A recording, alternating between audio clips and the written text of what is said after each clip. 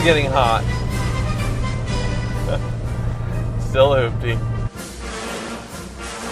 It's hard to believe, but it's been 1 year since I bought the cheapest Dodge Viper in the USA on my reality show, and since shooting the episode, I got it home and had to fix a bunch of things, did the head gasket, water pump, put this roof on it so I could actually fit in it, and since doing that and sorting the car out, mostly it sat, and that's just because I found the car totally terrifying to drive. Tons of power going to the wheels with no nannies whatsoever helping you keep this car on the road like ABS or traction control. So I was scared that I was going to kill myself in this car. And flash forward 1 year and this car has barely moved. I've barely driven it, but little did I know that doing one little easy thing that wasn't all that expensive and relative would actually transform this car into me loving it.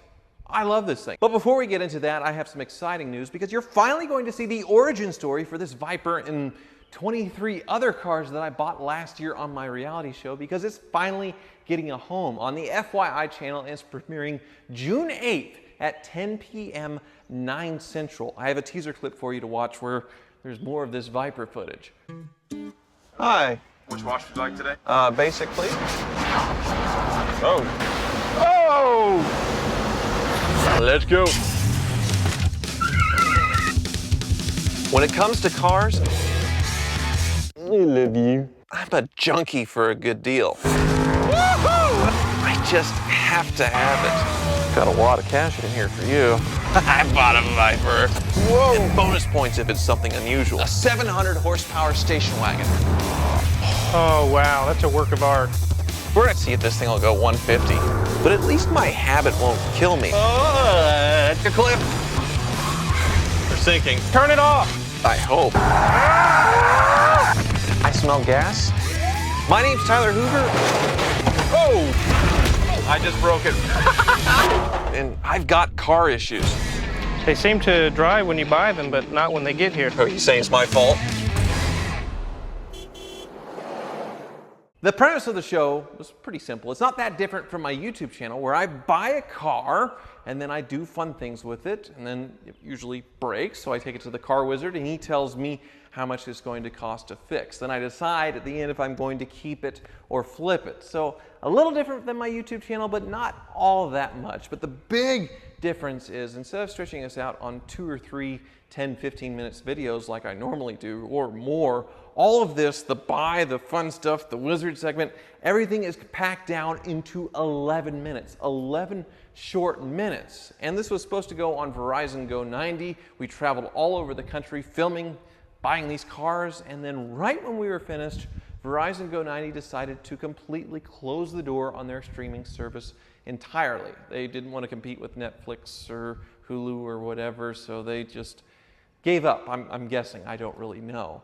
So I had been paid, the show had been completely shot, but it may never see the light of day. It was kind of weird, but they were kind enough to let us try and broker the rights to sell the show to another network. This is where my executive producer got to work and sent it off to the folks at FYI, and they were interested. They were starting a drive block on the weekends with people like Danny from Counting Customs and Courtney Hansen from Overhauling fame. She has a show on there as well. And they wanted my show, Car Issues, on Saturday's drive block. Car Issues, a very appropriate name considering every episode I have issues with the car. It's a reality show, definitely, because it's not that different than what I do now, except it exploited my automotive masochistic tendencies and my compulsive buying disorder to the max, to the max. So an incredible amount of work went into this thing, not just with me, but the people who went on the road with me and tons of other individuals. And I'm so glad that it's going to see the light of day.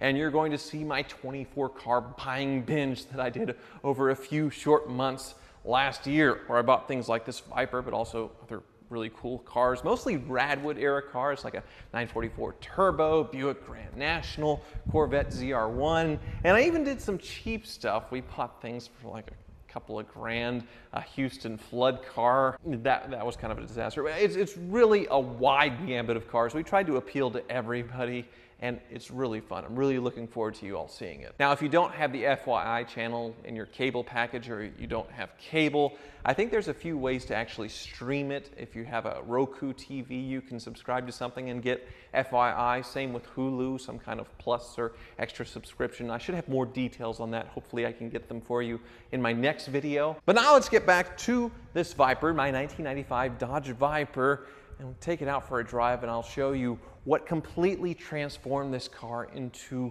an amazing and much safer machine. And then we're gonna go make it dangerous again, or at least sound dangerous.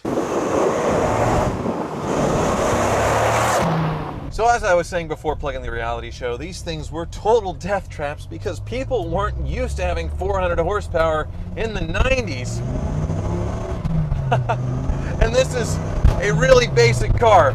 No ABS, no traction control. 400 horsepower may seem like normal today. A Kia has 400 horsepower, but you have all those nannies to help keep you on the road, and the Viper certainly doesn't have that. That's why so many of these crashed, and it's why I was so scared of this thing. I would give it a little bit of throttle, and the tires would break loose immediately, no matter what I did. And if I launched it really hard, it wouldn't do a burnout that I could control either. All it would do is wheel hop violently, where the wheels, when they spin, it just hops the whole body. It felt like I was gonna break something.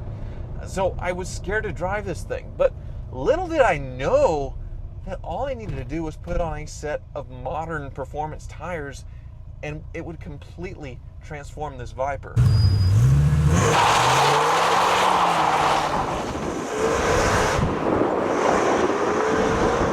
Tire technology has come a long way since 1995, and these Michelin Pilot Sports that I put on this thing, they were expensive. It was $1,300, and I put off putting them on because it was winter time. I wasn't driving the Viper and didn't think it was going to make that much of a difference. And fortunately, Michelin still makes tires for the Viper, but unfortunately they're the only ones, so they can charge whatever they want, and they were $1,300. But with fresh tires and alignment, this thing is totally transformed. It stays planted the whole time. It's actually feels kind of civilized now, and I almost can't break the tires loose. I actually have to try to break the tires loose with this thing. I can't believe I was scared of this car and never drove it and thought I was going to sell it, because it's great now. It's smooth and comfortable. The seats are comfortable in this thing, and now it actually hooks up. I'm really impressed.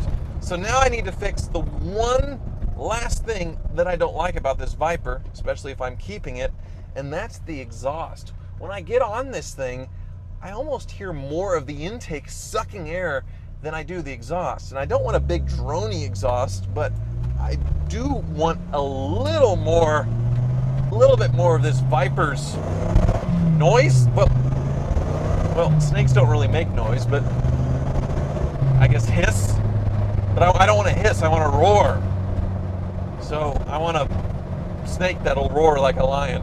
And custom exhausts for these things are really expensive, but it's such a simple exhaust setup that if you still have a muffler shop in town, they can fab something up for you really cheap, and that's exactly what I did.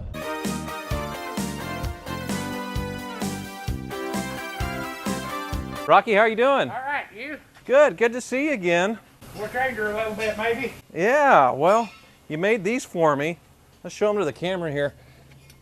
All right. Well, they're not that heavy. So there's not a lot of guys left that bending pipe, which is what this big machine is here.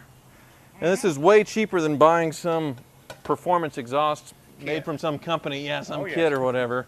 Yeah. But what you do here, what's this? Is this just a cherry bomb kind of muffler here? Just no glass pack style cherry bomb. These don't cost very much, right? How much? About No, inexpensive. like $50 for the glass pack itself? And then you're just bending some pipe together to put it on.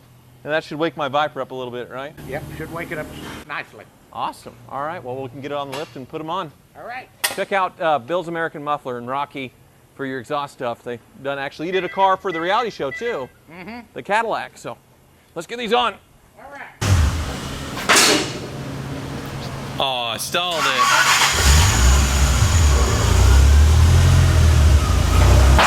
Strangest lift ever.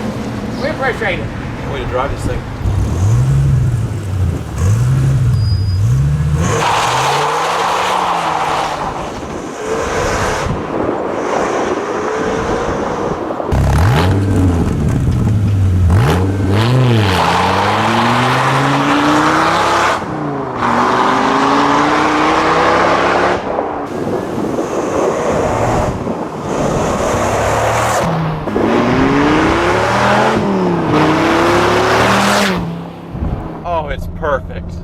Absolutely perfect. Because it's not too loud and drony like when I'm driving normally, but when I get on it, I can actually hear the V10 now. The Viper is roaring, which is exactly what I wanted. Yes! Man, I can't believe I was thinking about selling this thing. And I can't believe I never put tires on it and I haven't driven it in basically a year. Oh, this thing's so good. Everybody should have a Viper. It's the most affordable poster supercar there is. I am happy. Except it's starting to overheat. Head gasket, water pump, thermostat, radiator cap, and still getting hot. Still a hoopty. Thank you for watching.